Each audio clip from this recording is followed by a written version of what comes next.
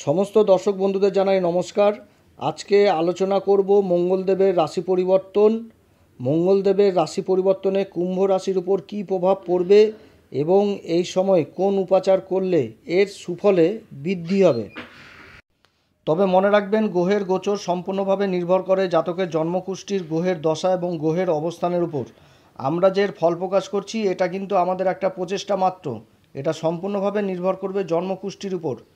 ভিডিওটি শুরু করার আগেই বলি, প্রিয় দর্শক বন্ধুরা, যদি আমার এই পরামর্শ সত্যি কার্যকরী মনে হয় তাহলে আমার এই চ্যানেলটিকে অবশ্যই সাবস্ক্রাইব করবেন, পাশে থাকা বেল আইকনটি প্রেস করবেন, তাতে আমাদের সমস্ত ভিডিও আপনাদের কাছে সহজে পৌঁছে যাবে। 23শে এপ্রিল সকাল 8:52 মঙ্গলদেব রাশি পরিবর্তন করে প্রবেশ করবে মীন রাশিতে। মীন রাশিতে 1 জুন পর্যন্ত থাকবে। আর বর্তমানে মীন রাশিতে রাহুদেব অবস্থান করেছে এবং রাহুদেবের সাথে মঙ্গলদেবের যুতি হবে। এই জুতির ফলে তৈরি হবে অঙ্গারক যোগ। এই অঙ্গারক যোগের প্রভাব সবথেকে বেশি হবে যখন মঙ্গলদেব রেবতী নক্ষত্রে প্রবেশ করবে। আর রেবতী নক্ষত্রে প্রবেশ করবে 15ই মে থেকে 1 জুন পর্যন্ত এই রেবতী নক্ষত্রে থাকবে। আর এই সময় কিন্তু অঙ্গারক যোগের প্রভাব প্রচণ্ড থাকবে।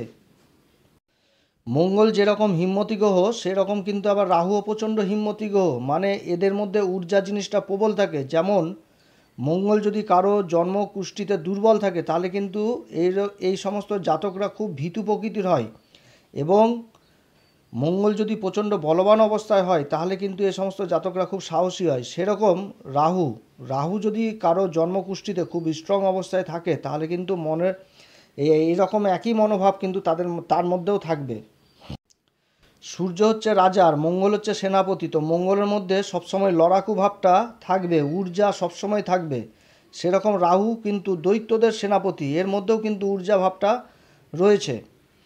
মঙ্গল হচ্ছে অগ্নি, আগুন, তেজ, অহংকার, ক্রোধ, আর রাহু হচ্ছে বায়ু। অর্থাৎ মঙ্গল রাহু একসাথে থাকলে কি হচ্ছে, মঙ্গল হচ্ছে আগুন আর রাহু হচ্ছে বায়ু, তাহলে অগ্নি আগুন আরও বেশি দাউ দাউ করে জ্বলবে। তো সেই রকম মঙ্গল আর রাহু যখন একসাথে বসে তখন কিন্তু অঙ্গারক যোগ তৈরি হয়। এই অঙ্গারক যোগ, মঙ্গল এবং রাহুর জুতি যদি কারোর জন্মকুষ্ঠিতে খুব ভালো অবস্থায় থাকে তাহলে এই সমস্ত জাতকরা যারা সায়েন্সের সাথে যুক্ত, যারা টেকনোলজির সাথে যুক্ত, যারা সেনাবাহিনীতে উচ্চপদস্থ কাজে যুক্ত, সরকারি উচ্চ পর্যায়ের কাজে যারা জড়িত, যারা মেডিসিন ডিপার্টমেন্টে জড়িত, যারা সার্জেন্ট কাটা ছেঁড়ার কাজ করে, এই সমস্ত জাতকদের ক্ষেত্রে এই অঙ্গারক যোগ খুব ভালো এবং শুভ পরিণাম দেয়। এই সমস্ত কাজে কি হয় যে অত্যধিক সাহসের প্রয়োজন এবং নতুন কোনো প্রকারের চিন্তাভাবনার প্রয়োজন। তো এই সমস্ত ক্ষেত্রে কিন্তু এই যোগ যথেষ্ট সহায়ক হয়। আবার যদি মঙ্গল এবং রাহু যদি অশুভ হয়ে জন্মকুণ্ডলিতে বসে তাহলে কি হবে, অন্যরকম কিন্তু সমস্যা তৈরি হবে। কারণ মঙ্গল হচ্ছে দেবতাদের সেনাপতি আর রাহু হচ্ছে রাক্ষসদের সেনাপতি। তো এবার দুই সেনাপতি যখন এক জায়গায় বসবে তাহলে কি হবে, একটা ইগোর ব্যাপার চলে আসবে, স্ট্যান্ড দখলের ব্যাপার চলে আসবে। তো এই সময় কি হবে, মঙ্গল হচ্ছে অগ্নি এবং রাহু হচ্ছে বায়ু, তো দুটো সংস্পর্শে যখন আসবে তখন অগ্নি আরও বিস্ফোরক হয়ে যাবে। এরকমই কিন্তু জাতকের মনের মধ্যে তেজ, অহংকার, ক্রোধ এই সমস্ত কিন্তু যথারীতি বেড়ে যাবে। তার সাথে চোট চাপাটি, অ্যাক্সিডেন্ট, কাটা ছেঁড়া, রক্তক্ষরণ এগুলো কিন্তু হতে থাকবে।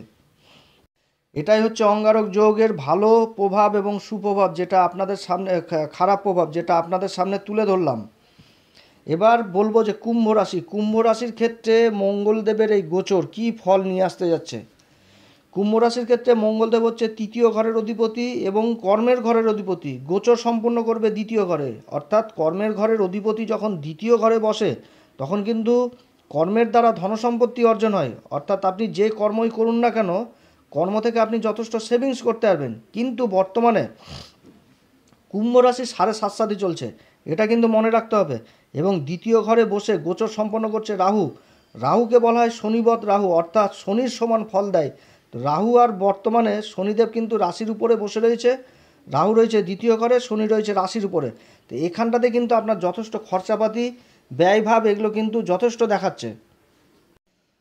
রাহুদেবের সাথে মঙ্গলদেবের যে জুতিটা তৈরি হয়েছে এবং যার ফলে যে অঙ্গারক যোগ তৈরি হয়েছে, এই যোগটা কিন্তু কুম্ভ রাশির জন্য যথেষ্ট ভালো নয়। এই যোগের প্রভাবে রাশির জাতক জাতিকাদের মুখের ভাষা প্রচণ্ড কর্কশ হবে এবং মুখের ভাষার জন্যই আত্মীয় স্বজনদের সাথে সম্পর্ক নষ্ট হবে। যারা বিবাহিত তাদের কিন্তু শ্বশুরবাড়ির সাথে সম্পর্ক যথেষ্ট খারাপ হওয়ার সম্ভাবনা থাকছে। অতএব এই জায়গাতে কিন্তু আপনাকে যথেষ্ট সাবধানে থাকতে হবে এবং মুখের ভাষার উপর যথেষ্ট লাগাম ধরতে হবে। এই সময় কুম্ভ রাশির পিতামাতাদের বলবো তাদের সন্তানের প্রতি যথেষ্ট দায়িত্বশীল হন এবং সন্তানের প্রতি যথেষ্ট খেয়াল রাখবেন, কারণ পিতামাতারা কিন্তু সন্তানের দুশ্চিন্তায় ভুগবে। তবে কুম্ভ রাশির জাতক জাতিকাদের মধ্যে যারা রিসার্চ জাতীয় বিদ্যার সাথে অর্থাৎ কোনো গবেষণার কাজে যে কাজগুলো প্রচণ্ড গোপনে করা হয়, এই সমস্ত কাজ যারা শল্য চিকিৎসক, যারা মেডিসিন ডিপার্টমেন্টে রয়েছেন, যারা উচ্চশিক্ষায় জড়িত রয়েছেন, যারা যে কোনো প্রোডাকশন অর্থাৎ উৎপাদনের কাজে জড়িত, তাদের ক্ষেত্রে কিন্তু এই গোচর যথেষ্ট ভালো হতে যাচ্ছে। কর্মের অধিপতি দ্বিতীয় ঘরে অবস্থান, অর্থাৎ কর্ম ঘর থেকে দ্বিতীয় ঘর, ধনসম্পত্তির ঘরের দূরত্ব হচ্ছে পঞ্চম ঘর, অর্থাৎ কর্ম থেকে ধনের দূরত্ব পঞ্চম ঘরের দূরত্ব। তাই কর্মে কিন্তু যথেষ্ট উন্নতি, ব্যবসাতে যথেষ্ট আয় ইনকাম বাড়বে, কিন্তু এর সাথে মনে রাখতে হবে যে নতুন কোনো ইনভেস্ট এই সময় কিন্তু করতে যাবেন না। কর্মের জায়গাতে আপনার নিচে যারা কাজ করছেন তাদের সাথে কিন্তু যথেষ্ট ভালো ব্যবহার রাখবেন। কোনো সময় তেজ, অহংকার, ক্রোধের বশীভূত হয়ে অপমানজনক কিছু ব্যবহার করবেন না, না তো আপনার হওয়া কাজ থেমে যাবে। অর্থাৎ কর্মক্ষেত্রে অহংকার, ক্রোধ এগুলো কিন্তু ত্যাগ করতে হবে।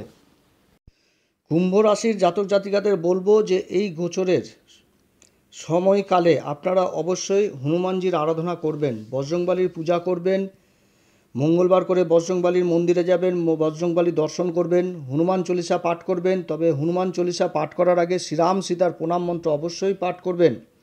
আমি এই আগামী 23 তারিখে হনুমান জয়ন্তী, আমি তার একটি ভিডিও দিয়েছি, এই ভিডিওটা দেখবেন আপনারা। তাতে কিন্তু সময়সূচি, অমৃত যোগ সমস্ত কিছু বলা আছে। এই সময় কিন্তু হনুমান পূজা করবেন, আপনাদের অবশ্যই করা উচিত, কারণ আপনাদের কিন্তু শনির 7.5 চলছে। অতএব আপনারা সে ভিডিওটা দেখবেন, ভিডিওটা দেখে সময়সূচি অনুসারে কিন্তু পূজা অবশ্যই করবেন হনুমানজির। প্রিয় দর্শক বন্ধুরা, আজকে এতটুকুই। এরপরে আবার এক নতুন পর্ব নিয়ে আসব। আপনারা সবাই ভালো থাকেন, সুখে থাকেন। যদি আমার এই পরামর্শ সত্যি কার্যকরী মনে হয় তাহলে আমার এই চ্যানেলটিকে অবশ্যই সাবস্ক্রাইব করবেন। নমস্কার, ধন্যবাদ।